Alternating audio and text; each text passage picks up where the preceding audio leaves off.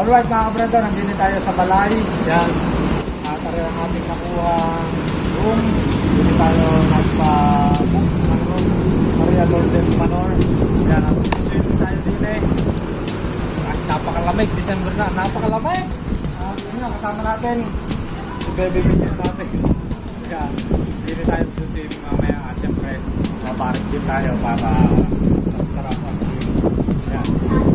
Bebe-video natin at yung mga nabago na nga natin siya, binili natin ng side mirror bago, tapos yeah, ganyan yung looks, malaki na nagagastos natin kaya bebe-video natin, pero all good naman, worth it dahil yung pinalabasan ay ayos na ayos mga brand.